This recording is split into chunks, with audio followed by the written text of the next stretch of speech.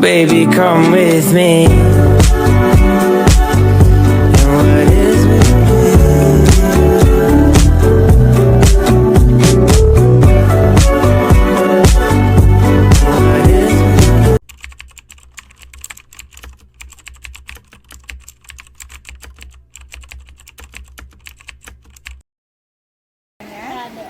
Dela. Oke, Dela ini kelas berapa sih? Kelas 12. 12 IPS. Nah, kita dengar ya sekarang sedang melaksanakan UAS. Gimana pelaksanaannya sama UAS? Rasanya gitu, apakah susah atau gimana? Lumayan sih, Lumayan. pas kalau dari kita soalnya kalau Ada nggak sih kayak misalnya pas UAS kok beda gitu materinya sama yang udah dipelajarin? kadang saya gitu, cuman kadang aku juga nggak karena nggak kayak udah diajarin tapi aku belum belajar itu. Nah, kalau pengawasnya sendiri gimana? Diem aja di Diem depan. aja. Oh, baik ya pengawasnya. Oke. Nah, untuk UAS ke depannya nih ada nggak harapan kamu? Pengen apa gitu? Semoga nilainya lebih baik. Iya. Oke, makasih ya. Iya. Semangat, semoga nilai UASnya dapat yang terbaik.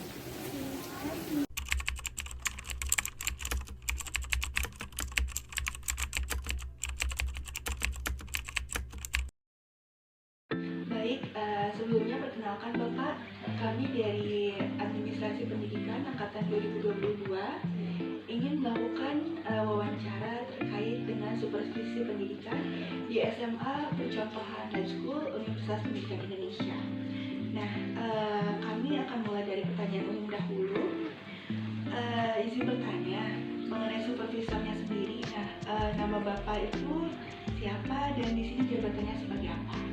Ya, saya Denny Kadarsa, jabatan saat ini Kepala Sekolah SMA Teknologi periode kedua sampai dengan insya Allah tahun 2025 dengan SKP Teknologi untuk memimpin SMA Teknologi. Baik, Bapak. Terima kasih banyak atas penjelasannya. Saya juga ingin bertanya. Nah, untuk tujuan supervisi pendidikan sendiri, untuk apa dilaksanakan? Terutama yang esensinya itu adalah untuk mengadvokasi, ya, memberikan bantuan dari hasil temuan. Apakah itu KPM-nya, apakah itu sarana prasarananya, sistemnya dan sebagainya. Intinya untuk membantu dalam meningkatkan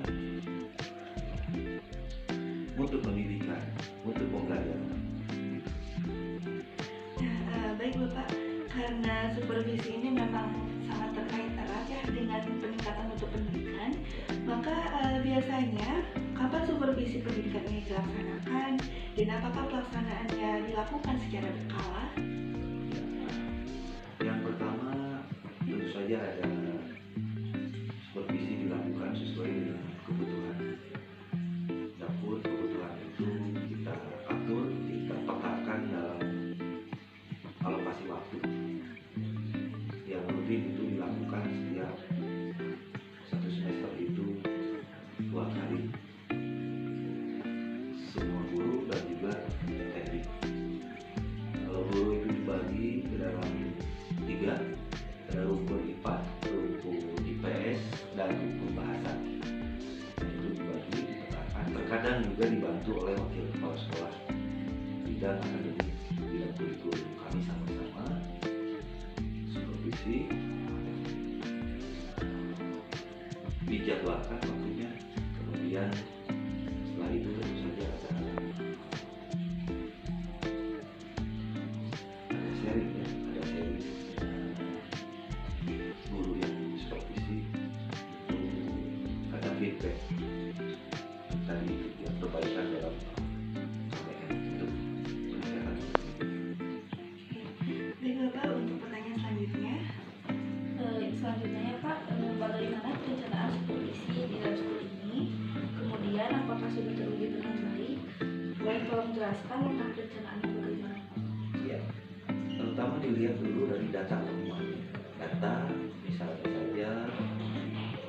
hasil sumatif, hasil formatif atau hasil UAS tahun lalu akan nampak, terutama tidak studi atau nilai yang harus lebih mendapatkan perhatian, terutama yang belum mencapai KKM. Hal itu lebih awal disupervisi untuk diketahui penyebabnya apa, masalahnya apa. Untuk tadi itu diberikan advokasi agar ada perbaikan, apakah dalam bentuk saya teman sejawat, apakah dalam bentuk kedepannya ada penelitian tindakan kelas untuk mendongkrak ya, nilai yang lebih baik. Kemudian bagaimana tahap pelaksanaan supervisi yang Bapak lakukan? Nah, setelah tadi kemudian dijadwalkan dari yang mewakili kelompok IPA berapa guru, dari PS berapa guru, dari kluster berapa guru, kemudian dari kluster audit juga, dan di sini ada kluster audit. Nah, itu kolaborasi bergantian. Kemudian juga selain dijadwalkan, dalam implementasinya didokumentasikan, baik itu visual maupun audio visual, seperti bentuk rekaman seperti itu.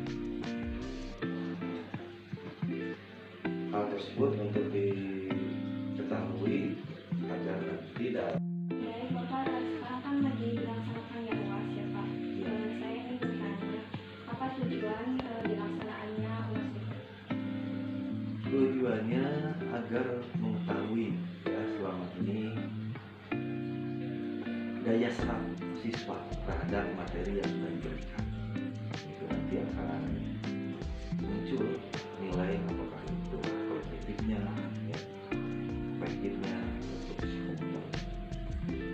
Kemudian diketahui juga rata-rata dari tiap kelas untuk nantinya itu diadakan tindak lanjut seperti apa pengembangan.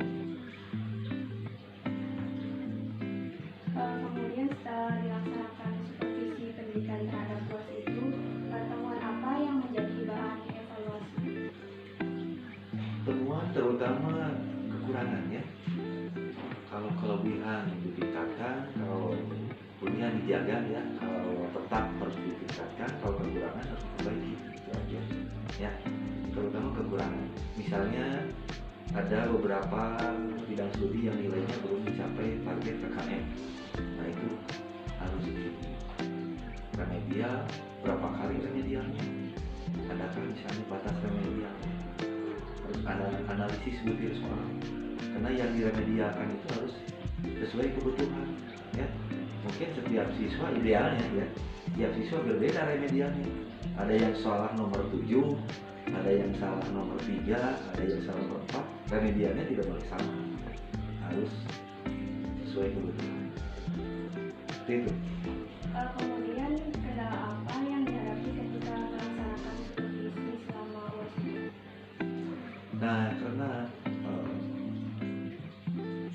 sebagian di sini CBT sudah menggunakan aplikasi Weaver e-learningnya, terkadang juga masalah jaringan, ya, jaringan, sinyal, perangkat lunak dan sebagainya itu selalu saja ada, ya, walaupun tidak sering.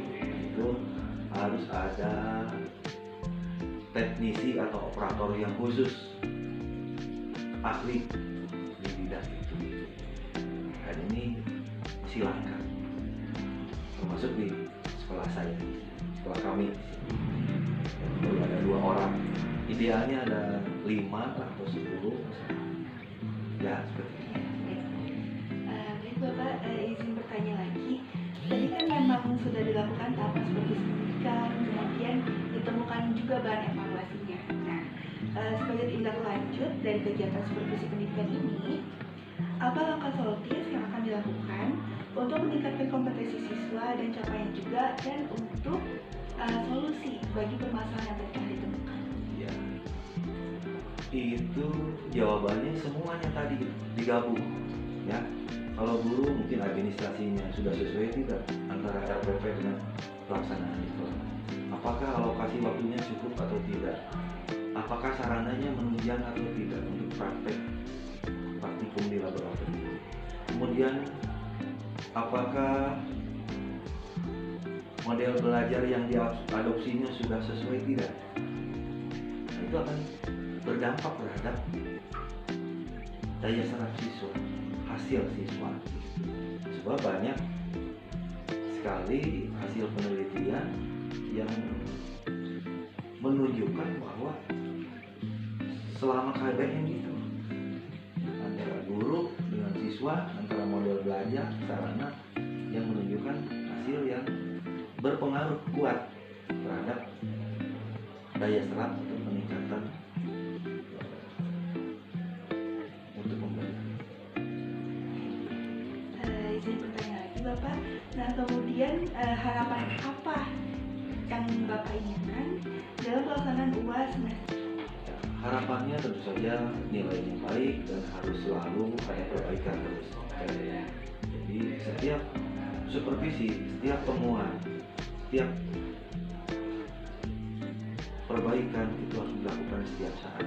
Tidak hanya pada saat tertentu yang dijadwalkan. Ketika ada temuan pun, ketika ada keluhan, ketika dirasakan perlu supervisi, perlu perbaikan, maka harus ada perbaikan terus. Ya. Jadi kalau pepatah Jepang itu kesempurnaan itu katanya tidak ada. Yang ada adalah perbaikan yang terus saja berbuat baik dan